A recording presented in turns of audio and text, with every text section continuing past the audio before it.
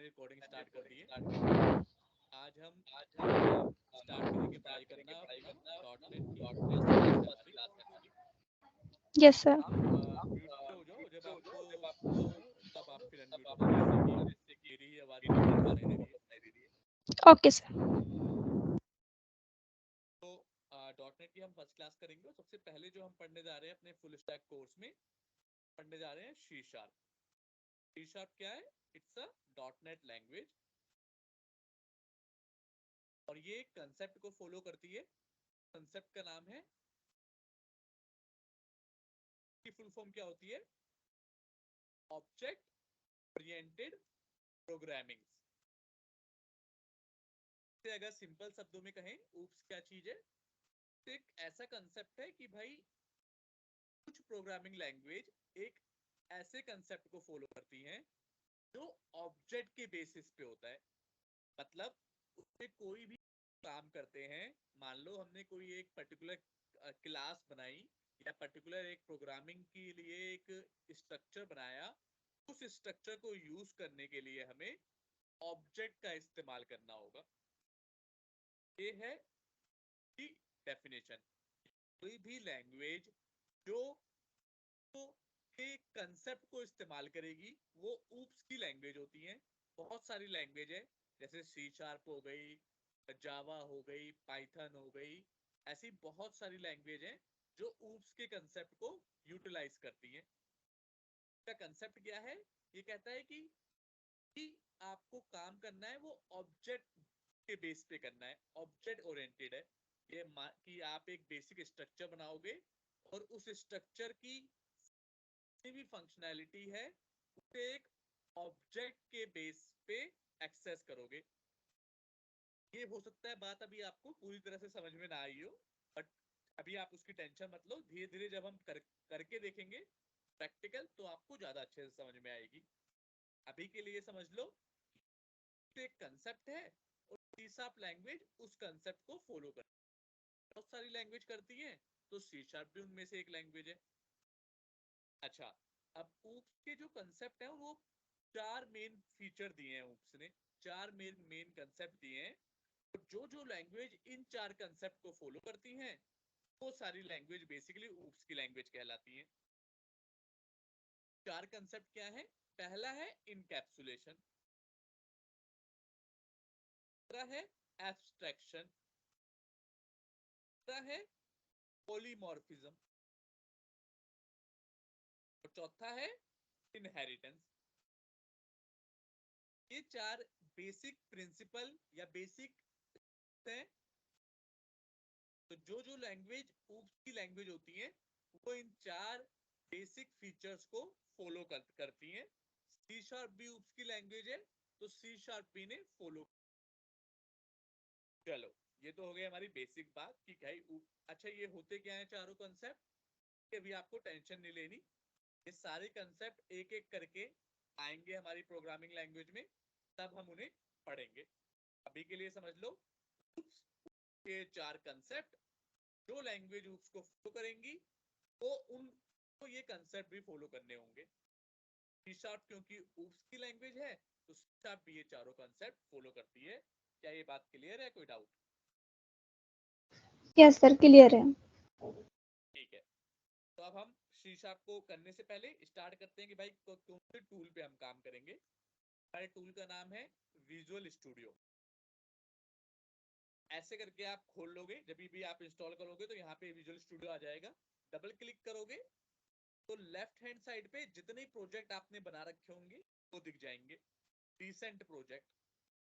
अगर आप पहली बार ओपन कर रहे हो कुछ भी नहीं दिखेगा, क्योंकि पहली बार तो आपने कोई भी प्रोजेक्ट नहीं बनाया होगा, तो यहाँ पे आपको कुछ भी नहीं दिखेगा।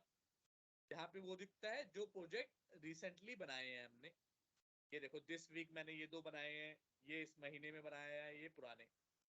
अगर आप पहली बार खोलोगे तो खाली होगा, कुछ नहीं दिखेगा यहाँ पे। अब राइट हैंड साइड पे आते हैं, यहाँ पे ये चार ऑप्शन है। पहला ऑप्शन क्या है? क्लोन अ रिपोजिटरी।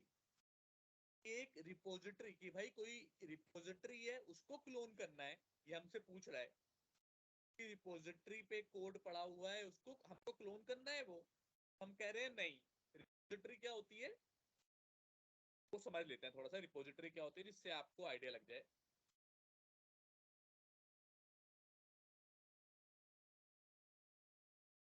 तो कंपनी में देखो, आप अकेले काम नहीं कर रहे होगे, 10 अलग अलग बंदे डेवलपर काम कर रहे होंगे।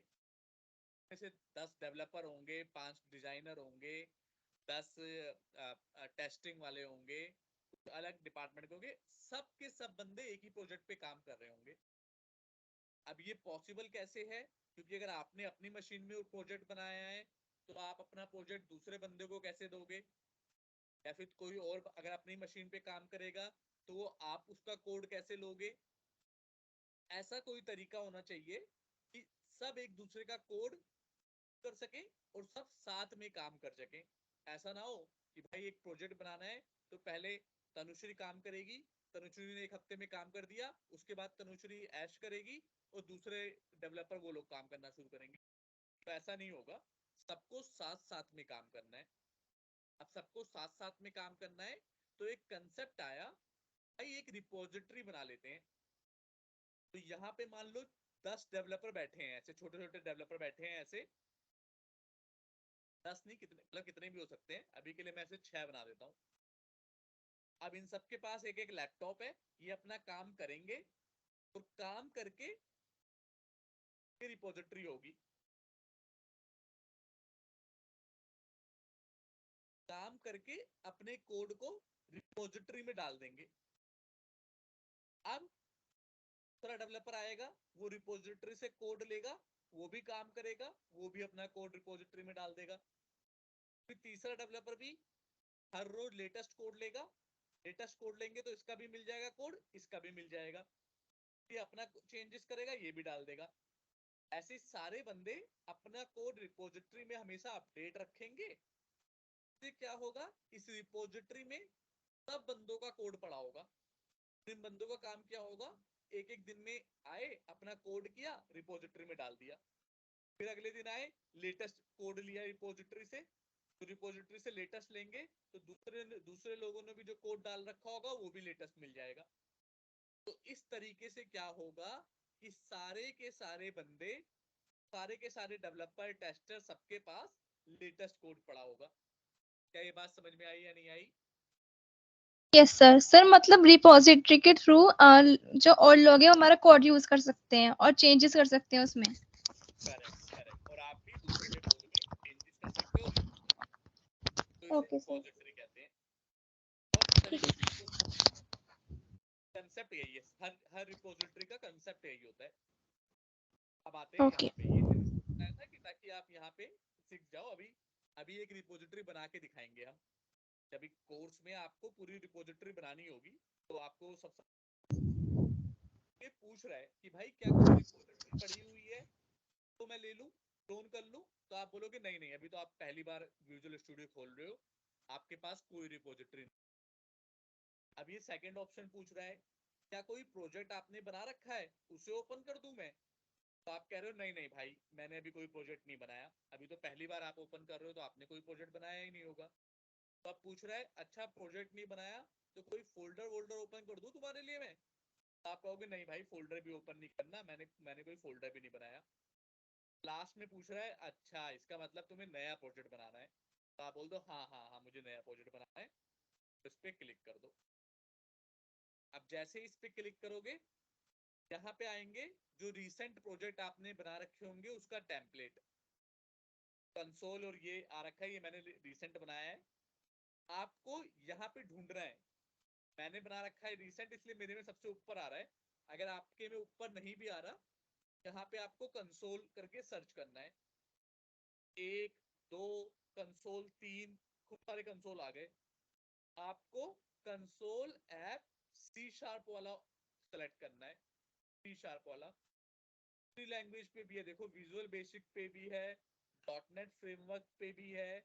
आपको ये सब सेलेक्ट नहीं करना, आपको पहला कंसोल ऐप शार्प वाला सेलेक्ट कर लेना है। आपने कंसोल ऐप सी शार्प वाला सेलेक्ट कर लिया। अब नेक्स्ट, अब वो पूछेगा प्रोजेक्ट का नाम बताओ। अपने हिसाब से कुछ भी नाम रख सकते हो, लेकिन हम रखते हैं IT एक्सपर्ट सारा नवंबर बैच, क्योंकि हमारा ये नवंबर में बैच शुरू हो रहा है तो नवंबर बैच ये लिख देंगे अपने प्रोजेक्ट का नाम। आप पूछेगा लोकेशन कहाँ पे आपको प्रोजेक्ट सेव कराना है, तो अगर आपकी सी ड्राइव में कम स्पेस होगा तो डी में भी सेव करा सकते हो। ठीक, और सेव कराना हो जहाँ पे, बस यहाँ पे सेलेक्ट करो, जो से फोल्डर सेलेक्ट करोगे उस फोल्डर में जाके सेव कर देगा। मुझे अभी लोकेशन चेंज नहीं करनी, मुझे इसी लोकेशन में सेव कराना है तो मैं यही रहने दे रहा हूँ। आप चाहो तो लोकेशन चेंज भी कर सकते हो। आप पूछेगा सॉल्यूशन का नाम क्या है। प्रोजेक्ट और सॉल्यूशन क्या होता है, एक सॉल्यूशन के अंदर मल्टीपल प्रोजेक्ट हो सकते हैं। जैसे सॉल्यूशन का मतलब आप एक बैंक की एप्लीकेशन बना रहे हो तो बैंक एप्लीकेशन, और प्रोजेक्ट मतलब बैंक में लोन भी होता है तो एक लोन का प्रोजेक्ट बन जाएगा, डिपॉजिट भी होता है एक डिपॉजिट का प्रोजेक्ट बन जाएगा, बैंक में एफडी भी होती है तो एक एफडी का प्रोजेक्ट बन जाएगा। ऐसे अलग अलग प्रोजेक्ट बन सकते हैं, तो एक सॉल्यूशन के अंदर मल्टीपल प्रोजेक्ट बना सकते हो। फिलहाल तो एक ही बनेगा क्योंकि आप अभी एक बना रहे हो, बाद में आप और भी ऐड कर सकते हो। तो ये पूछ रहा है क्या अलग नाम देना है सॉल्यूशन का, तो मैं कह रहा हूँ नहीं भाई, सेम ही नाम दे दे। आप चाहो तो अलग भी रख सकते हो लेकिन सेम ही नाम दे दो ना अभी फिलहाल के लिए। अब पूछ रहा है क्या प्लेस सॉल्यूशन और प्रोजेक्ट को एक ही डायरेक्टरी में एक ही फोल्डर में मैं प्लेस कर दूं। अगर सेलेक्ट करूंगा तो एक ही फोल्डर में कर देगा, ये गायब हो जाएगा। और मुझे एक ही में नहीं करना, मैं कह रहा हूँ भाई अलग अलग तरीके, अलग ही अलग रखो, क्योंकि कल को मैं और प्रोजेक्ट भी ऐड करूंगा तो कोई दिक्कत और परेशानी ना आए। फिर मैंने इसको अनसेलेक्ट ही रखा और नेक्स्ट पे क्लिक कर दिया। अब ये पूछेगा डॉटनेट फ्रेमवर्क की कौन सी लाइब्रेरी यूज करोगे। मैंने आपको बताया था कि जब आप विजुअल स्टूडियो डाउनलोड करते हो तो माइक्रोसॉफ्ट के डॉटनेट फ्रेमवर्क की कुछ लाइब्रेरी डाउनलोड हो जाती है जो कि हेल्प करती है आपकी कोड लिखने में। आधे से ज्यादा कोड वो आपके लिए लिख देते हैं। वो अलग अलग वर्जन होता है उसका। अब देखो यहाँ पे .NET 6 भी है, .NET 7 भी है, लेकिन जो 7 है वो स्टैंडर्ड टर्म सपोर्ट है। स्टैंडर्ड टर्म सपोर्ट मतलब भाई बना तो दिया है माइक्रोसॉफ्ट वालों ने, बट अभी से ये नहीं बोल रहे कि ये लॉन्ग टर्म के लिए हम रखेंगे इसे, हो सकता है बाद में चेंज भी कर दें इसे, इसलिए इन्होंने इसे स्टैंडर्ड टर्म सपोर्ट दिया है। तो आपको हमेशा वो सेलेक्ट करना है जो लॉन्ग टर्म सपोर्ट हो। मतलब माइक्रोसॉफ्ट कह रहे हैं भाई ये लॉन्ग टर्म सपोर्ट है, ये कहीं नहीं जाएगा। अगर इसका फायदा क्या होगा अगर आप लॉन्ग टर्म सपोर्ट वाला फ्रेमवर्क यूज करोगे तो कि अगर कोई दिक्कत आती है आपके प्रोजेक्ट में तो आप माइक्रोसॉफ्ट को बोल सकते हो माइक्रोसॉफ्ट भाई तूने मुझसे कहा था कि लॉन्ग टर्म सपोर्ट देगा तू, अब देख तेरे प्रोजेक्ट में तेरे लाइब्रेरी में दिक्कत आ गई, तू मेरी हेल्प कर। माइक्रोसॉफ्ट कहेगा हाँ हाँ मैंने कहा तो था, चलो मैं तुम्हारी हेल्प करता हूँ। और अगर ये सेलेक्ट किया और आप फिर बोलोगे कि माइक्रोसॉफ्ट भाई मेरे प्रोजेक्ट में दिक्कत आ गई हेल्प कर, तो कहेगा अबे पागल है क्या, मैंने बताया तो था कि स्टैंडर्ड टर्म सपोर्ट है, लॉन्ग टर्म सपोर्ट नहीं है। स्टैंडर्ड टर्म है तो मतलब मैं चेंज भी कर सकता हूँ, तो अब मैंने चेंज कर दिया। वो तो मैंने तुझे पहले बताया था, अब मैं तेरे जिम्मेदार नहीं हूँ, मैंने तो नहीं बोला था कि मैं लॉन्ग टर्म सपोर्ट दूंगा। तो इसीलिए वही वाला यूज करना है जो लॉन्ग टर्म सपोर्ट हो, से कोई दिक्कत आए तो माइक्रोसॉफ्ट के लिए जिम्मेदार हो। हालांकि कोई दिक्कत आती नहीं है, लॉन्ग टर्म सपोर्ट का मतलब ही यही है कि ये बिल्कुल स्टेबल है हो चुका है। कर लिया आपने वो लाइब्रेरी सेलेक्ट, वो फ्रेमवर्क। अब इस फ्रेमवर्क को यूज करते हुए क्रिएट कर देना है। क्रिएट करोगे तो ये प्रोजेक्ट आपका बनना शुरू होगा। यहाँ पे इस तरह से एक विजुअल स्टूडियो आपका खुल जाएगा, एक प्रोजेक्ट बन जाएगा। चेक करोगे यहाँ पे सॉल्यूशन एक्सप्लोरर नाम की चीज होगी, उस पर क्लिक करना, ये खुल जाएगा। बाहर क्लिक करोगे तो बंद हो जाएगा, पे क्लिक करोगे खुल जाएगा, बाहर क्लिक करोगे बंद हो जाएगा, क्लिक करोगे खुल जाएगा। आप चाहते हो बाहर क्लिक करने पे बंद ना हो, यहाँ पे बीच में एक घंटी जैसा है तो इस घंटी को दबा दो तो अब रख जाएगा। कहीं पे भी क्लिक करो बंद नहीं होगा, साइड में ही लगा रहेगा ये।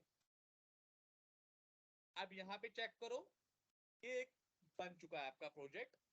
ये सॉल्यूशन है, जैसे मैंने कहा था एक सॉल्यूशन के अंदर मल्टीपल प्रोजेक्ट होंगे, फिलहाल इसके अंदर एक ही प्रोजेक्ट है जो आपने बनाया है वही वाला। अब इसको खोल के देखते हैं तो इसमें कुछ डिपेंडेंसीज हैं।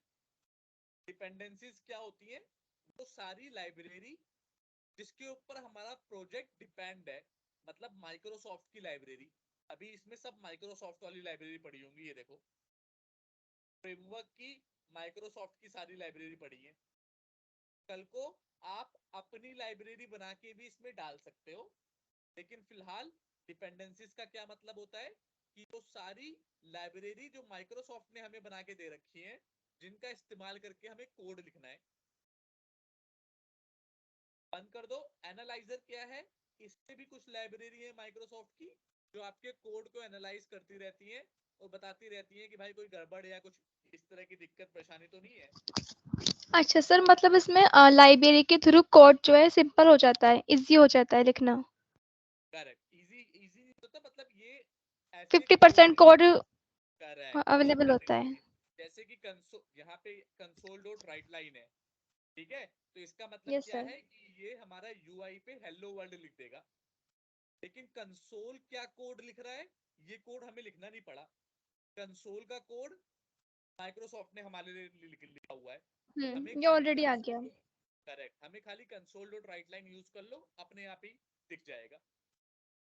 तो कंसोल में भी तो कुछ कोड लिखा होगा तभी तो हमें दिखेगा। कंसोल का कोड माइक्रोसॉफ्ट ने लिखा। क्लियर? Yes sir. अब एक फाइल डॉटनेट हमें बना के देता है, प्रोग्राम डॉट सी एस, और यही फाइल सबसे पहले रन होती है। आप कितनी भी फाइल बना लो, सबसे पहले ये प्रोग्राम डॉट सी एस ही रन होती है। तो इंटरव्यू में कभी कभार क्वेश्चन पूछते हैं कि कौन सा फाइल डॉटनेट में सबसे पहले रन होती है, तो आंसर क्या है? बताओ। C# program dot cs। Correct, program dot C S. तो आप आंसर यस सर। दोगे प्रोग्राम डॉट सी एस सबसे पहले रन होगी।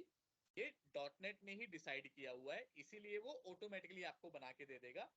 आपको इसमें कुछ बनाने की जरूरत नहीं है। इस पे डबल क्लिक करो, यहाँ पे खुल जाएगा। ये खुल ओके जाएगा तो सर। देखो मैंने एक लाइन लिख के दे रखी है, console dot write line hello world. अब आपको क्या करना है कि सीधा इसे रन कर दो प्रोजेक्ट को।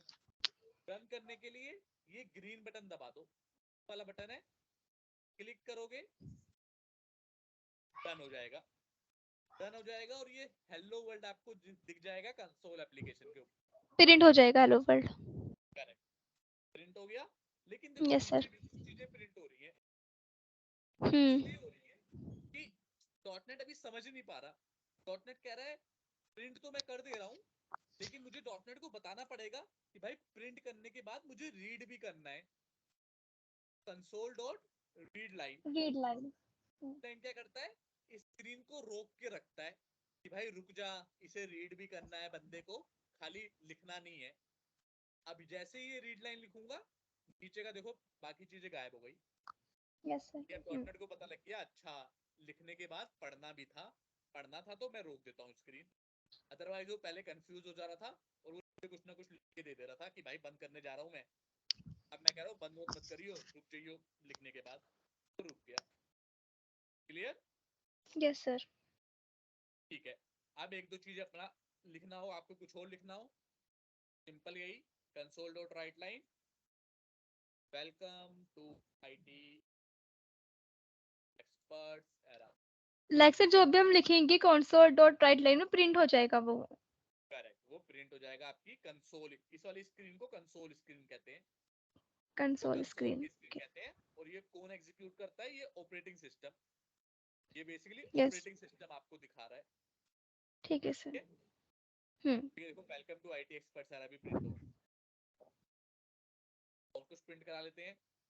अब देखो एक और चीज देखो, दो दो प्रोग्राम है। अब ये देखो कंसोल, हम्म। सबसे पहली बात तो ये समझो कंसोल का कोड में हमने नहीं लिखा, कंसोल का कोड माइक्रोसॉफ्ट ने लिखा हुआ है। अगर इसके ऊपर माउस पे जाओगे ना तो ये देखो system, system yes dot sir. Console, और यहाँ पे अगर फ्रेमवर्क को खोल के देखोगे, ये देखो system dot system console. Dot console, हाँ ये ऑलरेडी है, मतलब माइक्रोसॉफ्ट ने ऑलरेडी दिया है। करेक्ट करेक्ट, तो ये लाइब्रेरी का यस सर। इस्तेमाल करते हुए ये कोड लिखा जा रहा है। अगर ये और लाइब्रेरी सर नहीं, रीड लाइन हमें सिर्फ एक ही बार लिखना है, console dot read line. Correct, क्योंकि आपको एट द एंड पढ़ना है, लास्ट में पढ़ना है ना। आप चाहो तो हर लाइन के बाद भी लिख दो, बट हर लाइन के बाद हाँ। आप बोल रहे हो उसे भाई पढ़ना है पढ़ना है पढ़ना है, लास्ट में बोल दो, एक ही बात है। तो हम्म। आपको हर बार लाइन के बाद लिखने की जरूरत नहीं है, आप लास्ट में लिख दो। अच्छा, ओके सर। ठीक है, अब एक दो चीजें और लिख के देखते हैं कुछ।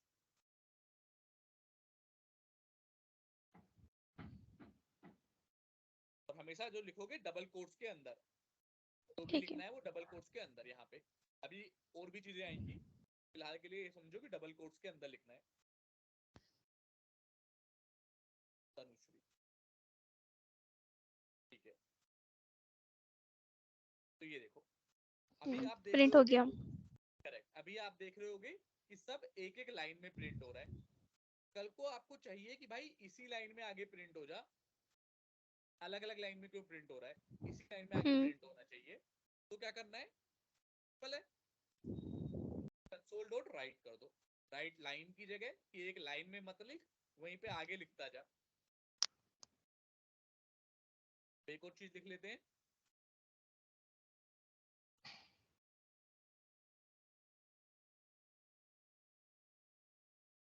अब रन करेंगे तो ये देखो सामने लिख दिया इसने। हाँ, एक ही लाइन में आ गया। तो console dot right right for single line, console dot write line for for new line, different new line, different हाँ। लाइन है, न्यू लाइन, नई लाइन में लिखने के लिए कंसोल डॉट राइट। जी सर। क्लियर है, कोई डाउट? यस सर, क्लियर है। ठीक है, तो ये तो हो गई अभी काफी बच्चों वाली चीजें। अब थोड़ा सा एक प्रोग्रामिंग करके देखते हैं। अब माइक्रोसॉफ्ट ने, मतलब ये जो जो कुछ दिया है ना, ये एक वर्ल्ड है। अब आप ये समझो कि आप इस वर्ल्ड के भगवान हो, आप कुछ भी बनाओगे, यहाँ पे कुछ भी बना सकते हो। ये ऑब्जेक्ट ओरिएंटेड प्रोग्रामिंग को एक और आसान तरीके से समझने के लिए हम क्या बोलते हैं, दुनिया में ना जो भी चीज ऑब्जेक्ट है उसके ऊपर आप प्रोग्रामिंग कर सकते हो। मतलब ऑब्जेक्ट क्या है, तो भी जिसके पास भी कुछ भी फंक्शनैलिटी है वो सब ऑब्जेक्ट है। जैसे इंसान एक ऑब्जेक्ट है, इंसान की फंक्शनैलिटी क्या है, इंसान चलता है, खाता है, पीता है, नौकरी करता है, तो ये सब हमारी फंक्शनैलिटी है, तो हम एक ऑब्जेक्ट है। पेड़ एक ऑब्जेक्ट है, का उसकी भी फंक्शनैलिटी है। टीवी एक ऑब्जेक्ट है, फ्रिज एक ऑब्जेक्ट है, घर एक ऑब्जेक्ट है। दुनिया में हर कोई चीज जो एक स्पेस ले रही है वो सब ऑब्जेक्ट है। तो कहने का मतलब क्या है, ऑब्जेक्ट ओरिएंटेड प्रोग्रामिंग का एक मतलब, आसान मतलब ये भी निकाल सकते हो कि आप दुनिया में हर चीज के ऊपर प्रोग्रामिंग कर सकते हो। दुनिया में हर चीज के ऊपर, जो भी चीज ऑब्जेक्ट है उसके ऊपर प्रोग्रामिंग कर सकते हो। प्रोग्रामिंग कर कौन रहा है, आप कर रहे हो। तो आप एक प्रकार से एक नई दुनिया बना रहे हो। तो आप एक प्रकार से दुनिया के भगवान हो गए, बिकॉज यू आर, आप जो चाहो वो कर सकते हो। क्लियर? Yes sir. अब डॉटनेट ने हमें कुछ लेकिन रूल दे रखे हैं। आप भगवान तो हो, लेकिन आपको कुछ रूल फॉलो करने हैं फिर भी। तो डॉटनेट ने हमें दे रखे हैं, जो सी लैंग्वेज यूज करोगे उसने कुछ रूल दे रखे हैं।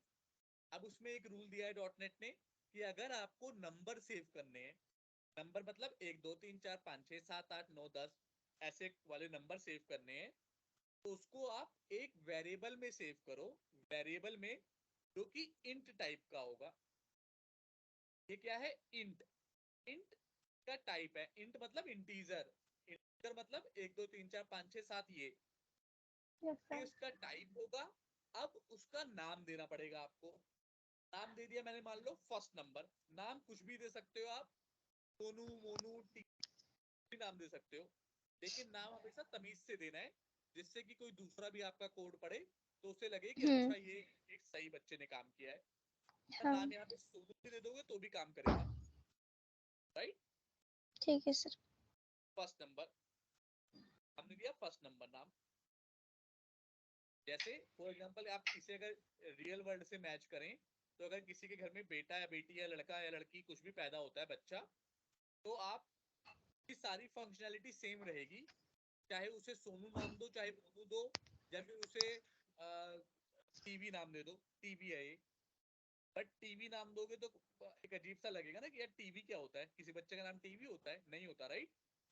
तो इसीलिए नाम हमेशा हमें एक जो भी आप फंक्शनैलिटी बना रहे हो उसके हिसाब से देना है। लेकिन कोई अगर पूछे क्या इसकी जगह कुछ और नाम होगा तो काम करेगा, तो आप बोलोगे हाँ। अगर मैंने अपने बच्चे का नाम टीवी रख दिया तो भी वो खाएगा पिएगा, जो करना होगा करेगा, बस नाम ही तो अलग है। नाम की ज्यादा महत्वता नहीं है, लेकिन नाम हमेशा तमीज से देना है। इंट मैंने रखा फर्स्ट नंबर, आप इसमें लिख दिया सेकंड नंबर। अच्छा, हर वेरिएबल का नाम अलग होना चाहिए, सेम नाम का दो वेरिएबल अलाउ नहीं करता डॉटनेट। अगर इसे भी फर्स्ट नंबर लिख दूंगा तो वो बुरा मान जाएगा। ये देखो बुरा मान गया, कह रहा है कि ये पॉसिबल नहीं है भाई। कहने का मतलब क्या है कि एक क्लास में, अभी जब क्लास के बारे में पढ़ेंगे तो दूसरी क्लास में सेम नाम रख सकते हो, एक क्लास में नहीं। कहने का क्यों नहीं रख सकते, क्योंकि अगर एक ही घर में मान लो दो बच्चे पैदा हुए, दोनों के नाम मोनू रख दिया मैंने, तो अब मैं बुलाऊंगा मोनू, तो कौन सा आएगा, छोटे वाला या बड़े वाला? कंफ्यूजन क्रिएट हो जाएगा। हो जाएगा। तो इसीलिए ये भी कहते हैं भाई कंफ्यूजन क्रिएट नहीं करना, आप अलग नाम दो। अलग नाम दे दिया। इन सेकंड नंबर रिजल्ट, अब क्या करना है, इसको एक रिजल्ट में सेव कराना है मुझे। तो रिजल्ट क्या करना है, दोनों का सम करा देना है मुझे, ऐड करा देना है मतलब। करेक्ट, ऐड करा देना है। First number plus second number plus second number. अब प्रिंट करा देना है कि भाई, तो प्रिंट कैसे कराऊंगा, देखो प्रिंट कराने का तरीका, अभी तक मैं डबल कोट्स में ही लिख रहा था, अब यहाँ पे थोड़ा सा अलग रखूंगा तरीका। चलो, the sum of number is, अब यहाँ पे देखो प्लस लगाया, प्लस का मतलब कि दो चीजों को जोड़ के लिखना है, एक साथ लिखना है, तो प्लस लगाऊंगा और रिजल्ट। क्या ये बात समझ में आई? यहाँ पे तो एक ही डबल कोट्स के अंदर ही सब लिख रहा था, यहाँ पे जो टेक्स्ट है वो तो डबल कोट्स में। अब प्लस लगा के, प्लस का मतलब होता है कॉन्कैटिनेशन, कॉन्कैटिनेशन मतलब दो चीजों को जोड़ के लिखना, तो अब इसके सामने ये रिजल्ट आ जाएगा। ओके सर, मतलब डबल क्वेट्स जो है वो सिर्फ नंबर तक आया है, numbers is correct, double quotes खाली इसे बोलते हैं स्ट्रिंग, अभी पढ़ाऊंगा स्ट्रिंग में। स्ट्रिंग के हाँ बारे में। सिर्फ स्ट्रिंग के लिए डबल कोट्स, बाकी ये तो इंटीजर है ना, तो इसके लिए डबल कोट्स नहीं। तो रन करते हैं, आई एम तनुश्री, देखो उसी लाइन में लिखा गया, हमें तो नेक्स्ट लाइन में लिखना है ना। काम करते हैं फिर यहाँ पे,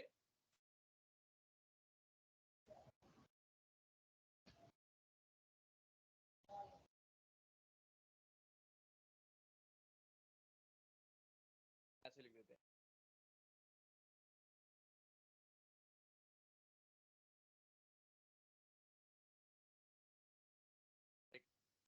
थोड़ा डिस्टिंक्शन हो जाएगा इसमें उसके बीच में। हम दोनों का क्या आ गया, 300, 100 प्लस 200 300। क्लियर? सम वाला क्वेश्चन समझ में आया कैसे करना है? फर्स्ट नंबर को सेव कराया, सेकंड को, दोनों का सम करा दिया और रिजल्ट को प्रिंट करा दिया। कोई दिक्कत या परेशानी इसमें? नहीं सर, आ गया समझ। अगर इसको ही अगर मैं आपको होमवर्क दूं कि माइनस और मल्टीप्लिकेशन और डिवाइड कराना है तो करा लोगे? हाँ। ठीक है। मल्टीप्लिकेशन का साइन क्या होता है, ये होता है यहाँ पे एस्ट्रिक, एस्ट्रिक। करेक्ट, 8 के ऊपर वाला जो बटन है एस्ट्रिक। हाँ सर, ठीक है। ठीक है। अब लेकिन ये सही सही तरीका लग रहा है तुम्हें, ये ऐसे काम होता है क्या? क्या अगर मैं किसी के लिए प्रोग्राम बना रहा हूँ या फिर आप किसी के लिए प्रोग्राम बना रहे हो, तो आप उसे बताओगे कि भाई 100, मेरा जो कैलकुलेटर है वो 100 और 200 को ही प्लस करता है बस, ये देखो भाई बस 100 और 200 को प्लस करेगा और किसी को नहीं करेगा। ऐसे तो काम नहीं होता, राइट? आपको यस सर। यूजर से पूछना है कि भाई तुम बताओ किसको सम करूं, फिर करके दिखाओ, तो बड़ी बात हुई ना। ये तो आपने अपने घर से ही बता दिया 100 और 200 को प्लस करके 300 होता है, ये तो सिंपल सी बात है ना। क्या चाहिए कि आप यूजर से पूछो, भाई तू बता पहला नंबर, फिर भाई तुम बताओ दूसरा नंबर, अब जो भी नंबर तुम बताओगे हम प्लस कर देंगे। ये बड़ी बात हुई, राइट? कि उसने जो बोला आपने प्लस किया। ऐसे ही होता है कैलकुलेटर में भी। हाँ। Yes sir.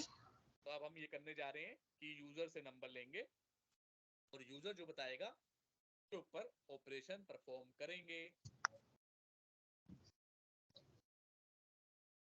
यूजर से नंबर लेने के लिए पहले आप एक काम करते हैं, बाकी चीजों को हम कमेंट कर देते हैं, ऊपर वाली चीजों को कमेंट करते हुए चलेंगे, कि एक ही स्क्रीन पे ना अलग अलग चीजें पढ़ने पे वो चीजें दिखे ना हमें।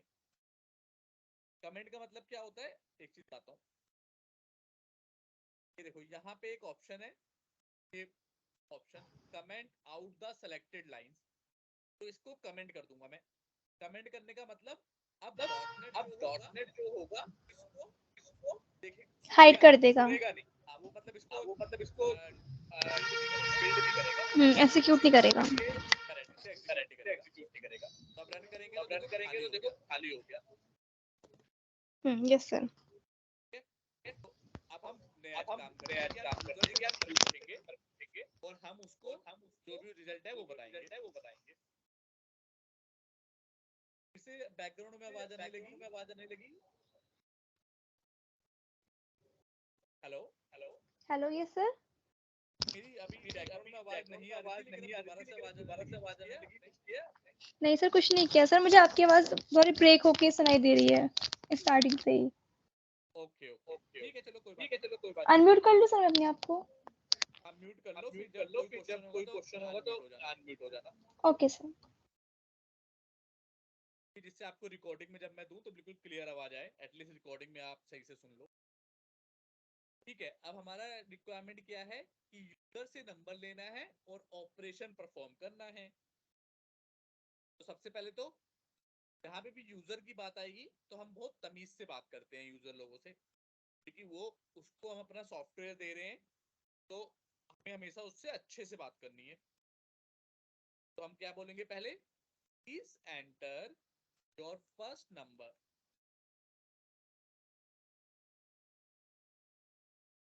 ठीक है, अब यूजर फर्स्ट नंबर एंटर करेगा, खाली फर्स्ट लिखते हैं नाम। फर्स्ट नंबर इसलिए नहीं लिख रहा क्योंकि फर्स्ट नंबर यहाँ पे हो गया, जब आप अनकमेंट करोगे तो वो एरर देगा, इसलिए फर्स्ट लिख रहा हूँ खाली। अब जो भी नंबर आप डालोगे तो मुझे सेव करना है इस फर्स्ट के अंदर। तो उसके लिए क्या लिखना पड़ता है, रीड लाइन कंसोल डॉट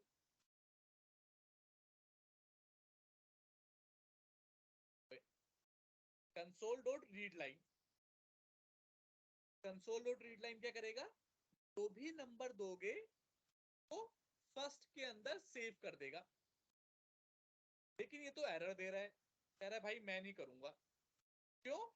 क्योंकि यहाँ पे आप देखोगे तो कह रहा है भाई मैं तो हमेशा जो भी आप स्क्रीन से रीड करोगे वो हमेशा स्ट्रिंग में रीड होता है। स्ट्रिंग क्या है, एक दूसरा डाटा टाइप है। स्ट्रिंग क्या होता है, जो जैसे I am a good boy, you are a good girl, this is IT expert Saira, एक ये जो पैराग्राफ ये जो होता है इसे स्ट्रिंग बोलते हैं। तो कंसोल जो होता है, जो आप कंसोल से रीड करते हो, चाहे कुछ भी रीड करो, चाहे इंटीजर को रीड करो, चाहे डेट टाइम को रीड करो, चाहे कुछ भी को रीड करो, वो हमेशा स्ट्रिंग रिटर्न करता है। तो उसकी प्रॉब्लम है। तो आपको क्या करना है कि आपको रीड करने के बाद कन्वर्ट भी करना है। कन्वर्ट करने का एक कोड होता है, convert.int32, और ऐसे करके आप कन्वर्ट कर दोगे, जो भी नंबर आप पढ़ोगे उसको वो स्ट्रिंग में रिटर्न करेगा, और उस स्ट्रिंग को आपने इंटीजर में कन्वर्ट कर लिया और फर्स्ट नाम के वेरिएबल में सेव करा दिया। क्या इस लाइन का मतलब आपको समझ में आया या नहीं आया? सर प्रॉपर नहीं आया, मतलब स्ट्रिंग जो होता है वो थ्योरी होती है, लाइक लिखा हुआ लैंग्वेज में, और इंटीजर नंबर होते हैं। करेक्ट, तो मतलब वो कन्वर्ट करा देता है। नहीं, ये नहीं कह रहा मैं कह रहा हूँ देखो, इस लिखे वाले को स्ट्रिंग कहते हैं और नंबर को 1 2 3 हाँ, ये समझ में आ गया। ठीक है, अब देखो हमने यूजर को बोला अपना नंबर ऐड डाल। अब जो भी नंबर डालेगा यूजर तो ऐसे डालेगा। लेकिन कंसोल डॉट रीड लाइन जो कि रीड करने का काम करता है, ये एक दिक्कत है। तो दिक्कत ये है कि वो वो हमेशा स्ट्रिंग रिटर्न करता है। भले ही यूजर ने ये डाला है, लेकिन वो इसको ऐसे रिटर्न करेगा as a as a string. तो तो अब हमें तो इंटीजर चाहिए, क्योंकि भाई हमने यूजर को बोला है नंबर डालो, नंबर इंटीजर होता है, लेकिन console dot right read line read करने के काम आता है, और ये हमेशा स्ट्रिंग रिटर्न करेगा। तो तो हमेशा जब भी हमें इंटीजर चाहिए होगा तो हमें तो हमें कन्वर्ट करना पड़ेगा रीड लाइन को। तो हमने क्या किया, इसको कन्वर्ट कर दिया इसमें with the help of this code. क्या ये बात समझ में आई या नहीं आई? Yes sir. सिंपल कुछ हमने बड़ा काम नहीं किया, यूजर ने तो यही डाला होगा, लेकिन कंसोल डॉट रीड लाइन ये ये रिटर्न करता है। हमें ये चाहिए तो इसको इसमें कन्वर्ट कर दिया with the help of this code. Absolutely clear? Yes sir, clear. चलो भाई चलो आगे बढ़ते हैं। अब आगे बढ़ते हैं। सेम काम बोलेंगे। Please enter your second number. अब यूजर सेकंड नंबर डालेगा, सेम काम कर लेंगे इसके साथ भी, सेम वही कोड, और जो नंबर डालेगा उसे सेकंड में स्टोर करा लिया। अब यहाँ पे रिजल्ट में क्या रखा, क्या नाम रखते हैं, result sum first plus second. Console dot write line में क्या लिख दिया, the sum of is result sum, वही जो ऊपर किया था, बस ये काम हमारा अलग था। ये काम पहले हमने यूजर से बोला नंबर डालो, जो भी नंबर डाला उसको हमने रीड कर लिया। रीड के साथ एक दिक्कत थी कि आप जो भी कंसोल से रीड करते हो वो स्ट्रिंग में रिटर्न करता है, तो हमें इसमें कन्वर्ट करना था इंटीजर में, तो हमने कन्वर्ट कर लिया। अब वो इंटीजर में आके फिर उसे सेव कर दिया फर्स्ट के अंदर, ऐसे ही सेकंड के अंदर सेव कर लिया। रिजल्ट सम में हमने दोनों का सम कराया और यहाँ पे प्रिंट कर दिया। क्या ये बात समझ में आई है? कोई डाउट है? हाँ यस सर, समझ आ गया। चलो देखते हैं नहीं हो रहा। Please enter your first number, थोड़ा बड़ा सा डालते हैं। Please enter your second number. 3400 plus 6600 दोनों का सम हो जाता है 10। यस सर, ऐड हो गया दोनों। तो इस तरह से आपने अब यूजर ऑपरेशन परफॉर्म कर दिया। ठीक है, अब लेकिन अभी भी थोड़ा सा ये मुझे कमी लग रही है इसमें, क्योंकि भाई अब यूजर कुछ भी नंबर देगा, आप समी करवा रहे हो, ये गलत बात है। आप यूजर से ये भी पूछो कि मेरे भाई आपको क्या कर ऑपरेशन का परफॉर्म कराना है, सम कराना है, सब्ट्रैक्शन कराना है, मल्टीप्लिकेशन कराना है या डिवाइड कराना है, और उसके बेसिस पे अपने ऑपरेशन को परफॉर्म कराओ, तो बड़ी बात होगी। ये तो आप दो नंबर देगा उसका सम करा दोगे, ये तो आसान सी बात है। यूजर से पूछ के कि क्या करवाना है फिर वो करवाओ, तो ये बड़ी बात है। क्लियर? तो अब हम क्या करेंगे, यूजर से ऑपरेशन पूछेंगे और उस ऑपरेशन के बेसिस पे रिजल्ट को प्रोवाइड करेंगे। क्या ये बात समझ में आई? यस सर, समझ आ गया। अब रिजल्ट के पूछने के लिए यहीं पे लिख देते हैं,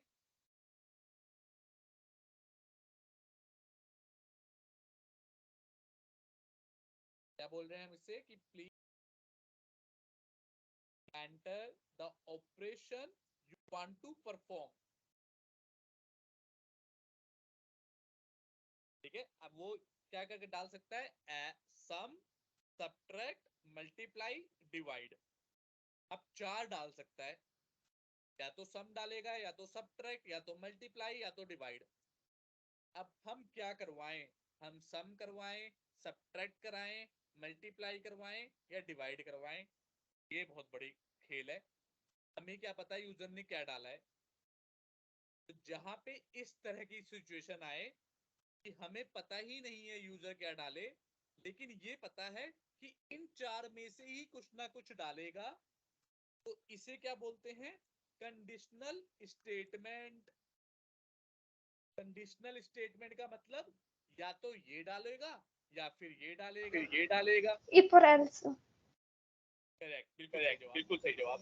if और या तो या तो if if या फिर या else फिर else या फिर या फिर else। else if भी होता है। Nested is yes. करेक्ट। तो चलो इसे करके देखते हैं। क्या बोलेंगे हम? तो पहले रीड तो कर लें। इस बार हमें ऑपरेशन देखो क्या है। ऑपरेशन एक टेक्स्ट है, टेक्स्ट को स्ट्रिंग में सेव कराते हैं। अब क्योंकि console dot read line string ही रिटर्न करता है और हमें स्ट्रिंग में ही सेव कराना है, तो कोई भी कन्वर्जन की यहाँ पे जरूरत नहीं है। क्यों? क्योंकि मैंने बताया था ना ये स्ट्रिंग रिटर्न करता है। यहाँ पे तो इंटीजर से कन्वर्ट कन्वर्ट किया, यहाँ पे तो स्ट्रिंग रिटर्न करेगा, कोई कन्वर्ट की जरूरत नहीं है। क्लियर? Yes sir. चलो चलो, अब चारों अब चारों ऑपरेशन एक एक ऑपरेशन करके देखते हैं। If operation equal to some क्या हो जाए?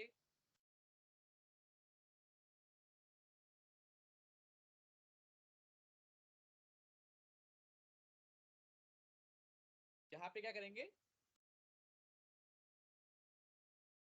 इंट रिजल्ट को बाय डिफॉल्ट ऊपर ले लेते हैं 0। अभी कुछ भी रिजल्ट नहीं है, 0 है। अब यहाँ पे रिजल्ट की वैल्यू चेंज करते रहेंगे। फर्स्ट प्लस सेकेंड, अगर सम हुआ तो प्लस कर देना। उसके बाद क्या आता है? एल्स इफ, अगर सम नहीं हुआ और ऑपरेशन की वैल्यू हुई सबट्रैक्ट, तब रिजल्ट को क्या कर दोगे आप? फर्स्ट माइनस सेकंड कर दोगे। फिर ये इसका सिंटैक्स भी है, इफ का सिंटैक्स भी है यही। Else if operation equal to multiply, तब क्या करोगे आप रिजल्ट के अंदर?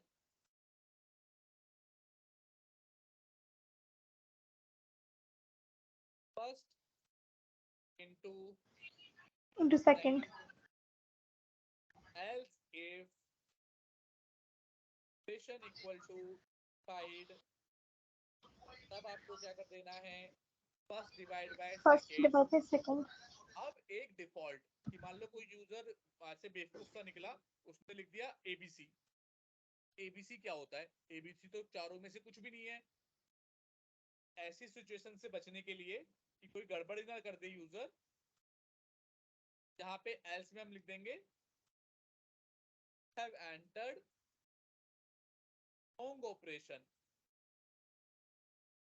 आपने भाई रॉन्ग ऑपरेशन किया है, इन चारों के अलावा कुछ और एंटर करेगा तो बोलेंगे आपने भाई रॉन्ग को।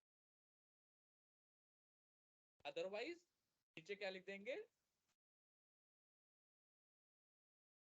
द रिजल्ट या फिर द, अब देखो यहाँ पे कैसे कर रहा हूं, तो ध्यान से देखना। प्लस ऑपरेशन, ऑपरेशन में क्या होगा?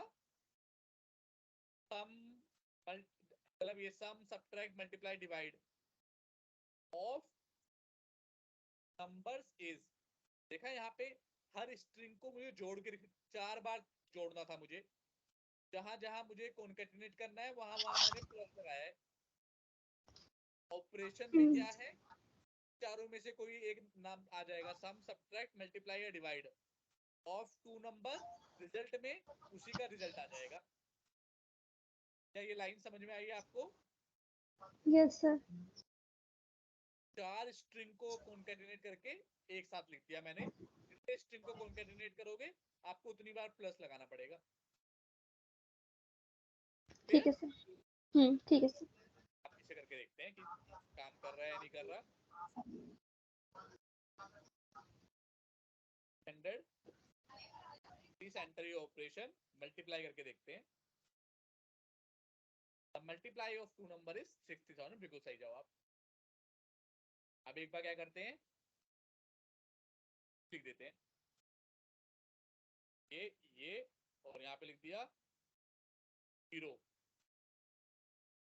You have entered wrong operation, the hero of two number is 0। Actually ये लाइन गलत है क्योंकि ये डिफॉल्ट केस है कि डिफॉल्ट केस हो गया? हाँ ये डिफॉल्ट केस हो गया ना, क्योंकि इसने क्या बोला, ये आपने डाला है रॉन्ग ऑपरेशन, तो ये क्या हो गया, डिफॉल्ट केस। डिफॉल्ट केस, ठीक है सर। ये एल्स में आ गया क्योंकि हमने इनमें से कोई नंबर कोई भी ऑपरेशन दिया ही नहीं।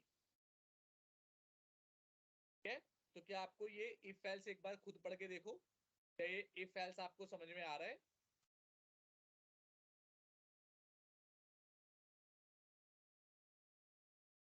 यस सर, आ गया समझ। अब लेकिन ये समझो कि जरूरी नहीं है कि सब में एल्स इफ रहेगा। मान लो कल को कोई ऐसी कंडीशन हुई कि ये या फिर ये, तो उसमें खाली इफ एल्स भी हो सकता है। कि जैसे एक क्वेश्चन को और करते हैं, कमेंट कर देता हूं, आज इफ एल्स बता दूंगा क्योंकि मैं आपको होमवर्क देने वाला हूं बहुत सारे इफ एल्स के ऊपर क्वेश्चन, ठीक है सर। प्रैक्टिस कर पाओ। जैसे मुझे एक क्वेश्चन करना है,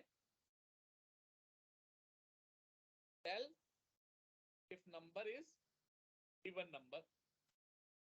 ठीक है, पहले तो वही बात, कंसोल डॉट राइट लाइन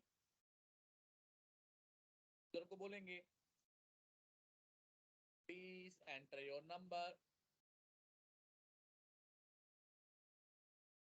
तो जो भी नंबर डालेगा नंबर में सेव करा लेंगे कंसोल डॉट लाइन, लेकिन क्योंकि ये इंटीजर है तो कन्वर्ट करना पड़ेगा। कन्वर्ट करने का कोड क्या था, convert dot 2 into 32 bracket open close करके ऐसे लिखना था। अब आ गया हमारे पास नंबर। अब इवन ओड के लिए क्या करना है, इफ नंबर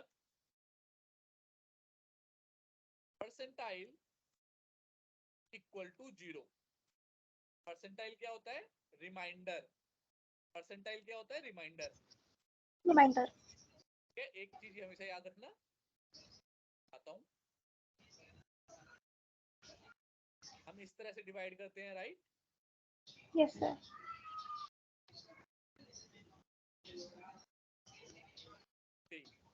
तो 225 जा 25 टू 50। Right, yes sir. यहाँ पे क्या आ जाएगा, 0। तो ये क्या होता है, क्वोशंट होता है, और ये क्या होता है, रिमाइंडर होता है। जब आपको क्वोशंट निकालना होगा तो आप डिवाइड का साइन लगाओगे, जब रिमाइंडर निकालना होगा तो परसेंटाइल का साइन लगाओगे। अगर मुझे इवन नंबर बताना है तो क्या रिमाइंडर निकालना है या क्वोशंट निकालना है? अगर बताना है कि 10 नंबर है या नहीं है तो मुझे रिमाइंडर चाहिए या क्वोशंट चाहिए? मुझे रिमाइंडर चाहिए, राइट? मुझे बताना है कि भाई अगर यस 2 से सर। डिवाइड होने के बाद रिमाइंडर 0 बचे तो इवन है, अगर रिमाइंडर कुछ बचे, 0 ना बचे, कुछ और बचे तो ऑड है। ओड है। Yes sir. इसलिए मैंने परसेंटाइल लगाया, डिवाइड नहीं लगाया। याद रखना, ये बच्चे बड़े कई बार कंफ्यूज हो जाते हैं। जब आपको क्वोशंट चाहिए होता है तो डिवाइड, और जब रिमाइंडर चाहिए होता है तो percentile. Clear? Yes sir, okay sir. और इवन ओड में हमें परसेंट रिमाइंडर चाहिए होता है। भाई रिमाइंडर 0 बचेगा तो इवन हो गया, नहीं बचेगा तो ऑड हो गया।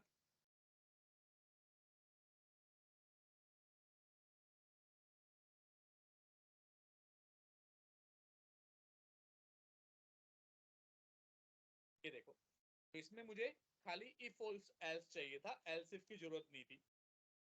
जरूरी नहीं है कि आपको एल्स इफ लगाना ही पड़े, आप खाली इफ एल्स से भी काम चला सकते, डिपेंड ऑन योर रिक्वायरमेंट। बन गया, अब नंबर डालते हैं 45। 45 इज एन ऑड नंबर, सही जवाब। कोई दूसरा डालते हैं 800। 800 इज एन इवन नंबर, सही जवाब। क्लियर? Yes sir. अच्छा, इतने ही एक कदम और आगे बढ़ जाते हैं। बस अब थोड़ा से 5 मिनट और लूंगा आपके, खत्म होने वाली है क्लास। थोड़ा सा आगे और बढ़ जाते हैं।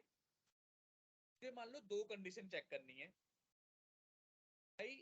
क्वेश्चन क्या है, tell if number is even number and greater than 100। दोनों बताना है भाई, इवन नंबर भी है और 100 से बड़ा है। के लिए एक स्पेशल सिंबल होता है and number is greater than 100, then number is an even number.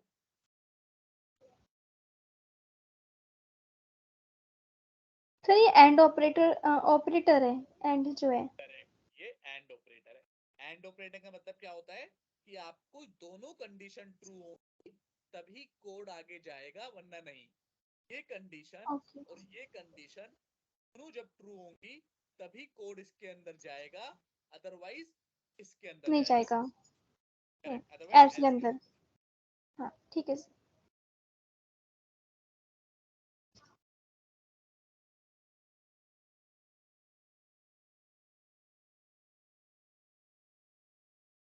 ठीक है। अब इसे रन करके देखते हैं और 50 डालते हैं।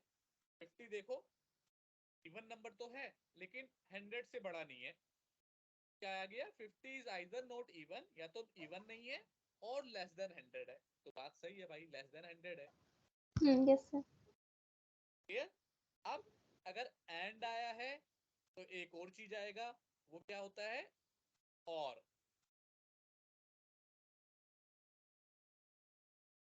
और वाला देखो, बस ये लास्ट चीज है, और लास्ट चीज है, बनाना मत, ये लास्ट टॉपिक है। ठीक है। और के क्वेश्चन कैसे होते हैं, और मतलब या तो ये ट्रू हो जाए या तो वो ट्रू हो जाए। ठीक है। तो इसी में अगर मुझे बताना हो, मतलब से दोनों में से एक कंडीशन ट्रू हो जाए। करेक्ट, दोनों में से एक भी ट्रू हो जाएगी तो भी काम करेगा। और ग्रेटर देन, इस बार और बताना है कि दोनों में से कोई सा भी हो तो इफ में जाए। ऐसे ही कॉपी पेस्ट कर लेता हूं।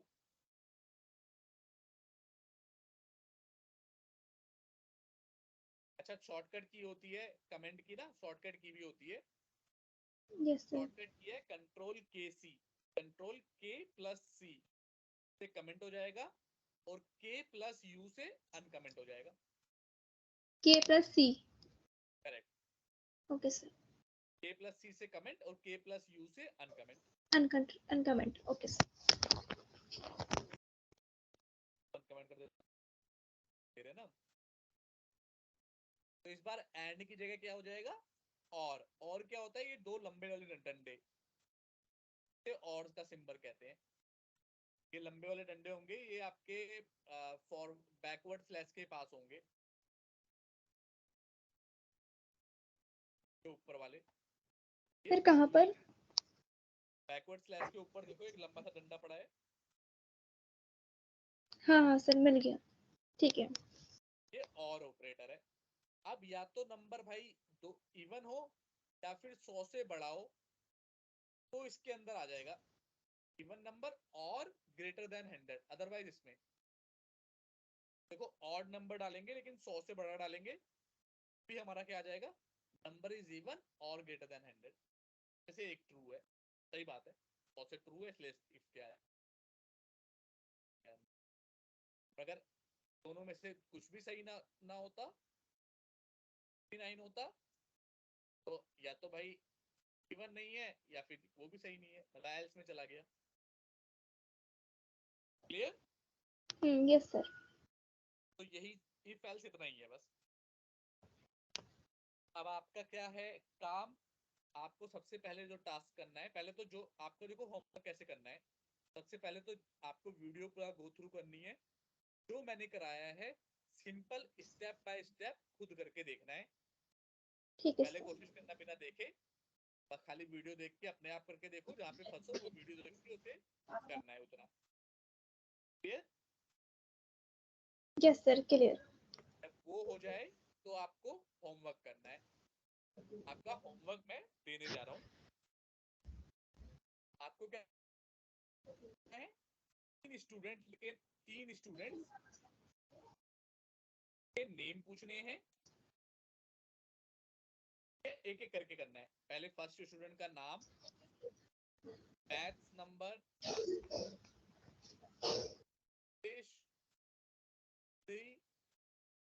SST, साइंस, एक एक करके ये सबके नंबर पूछने हैं। देन रिजल्ट आपको क्या बताना है? रिजल्ट में बताना है क्योंकि परसेंट तीनों के टोटल नंबर सेपरेटली नंबर बताने हैं, रैंक बतानी है उनकी, कौन फर्स्ट आया, कौन सेकंड, कौन थर्ड, परसेंटेज बतानी है कितनी परसेंटेज आई है, तो 100 मानना कि 100 में से नंबर मिले, परसेंटेज बतानी है। और बस अभी के लिए इतने बता दो, ये कर लोगे तो आपको इफेल्स अच्छे से आ जाएगा। और इसके अलावा मैं एक लिंक शेयर करूंगा, जब ये भी हो जाएगा तो उसके क्वेश्चन अटेम्प्ट करना कर पाओगे। ठीक है सर। अगर यस सर। काम करिए, पहले स्टूडेंट का नाम पूछना, उसके नंबर पूछना, फिर बता देना भाई तेरे को इतने नंबर आए इतने में से, दूसरे के फिर तीसरे के, ठीक है। तो ये मतलब इफ और एल्स में हो गए ना क्वेश्चंस? करेक्ट। नहीं पहले तो तीनों को एक एक करके टोटल नंबर बता देना, उसके बाद ही फेल्स आएगा। तो में से जिसके ज्यादा नंबर है वो फर्स्ट आ गया, उसके बाद जिसके कम है वो सेकंड, फिर थर्ड, फिर तीनों की रैंक पता लग गई, फिर परसेंटेज निकालनी है। परसेंटेज का फॉर्मूला आपको पता ही है कि नंबर मिले out of total marks 100। Yes sir. कर लोगे? Yes sir. चलो फिर मैं ये वीडियो आपके अभी डाल दूंगा, इससे आपके प्लेलिस्ट में। प्लेलिस्ट आप सब्सक्राइब कर लेना जिससे कि आपको दिखती रहे वो प्लेलिस्ट जब वीडियो आए। और ठीक है सर। क्या आप काम करना, कोई डाउट या क्वेश्चन आज की क्लास का? नहीं sir, no doubt. Next class में? ठीक है सर। नेक्स्ट क्लास कब होगी? नेक्स्ट क्लास आज मंडे है तो वेडनेसडे ले लेते हैं, मतलब आप वेडनेसडे या थर्सडे में से कभी भी बोल सकते हैं। ठीक है सर। हेलो। हाँ जी बताइए। हाँ सर। सर वेडनेसडे थर्सडे में से कोई से भी दिन? हाँ कोई से भी दिन ले लेंगे, वेडनेसडे थर्सडे फ्राइडे में से कोई से भी एक दिन ले लेंगे। जब आपका होमवर्क खत्म हो जाएगा तो आप बता देना, कोशिश करना कि वेडनेसडे तक हो जाए होमवर्क खत्म, कोई बहुत बड़ा ज्यादा काम नहीं है। वेडनेसडे को ले लेंगे, अदरवाइज थर्सडे या फ्राइडे में से। ठीक है सर, मैं आपको इन्फॉर्म कर दूंगी। Thank you sir.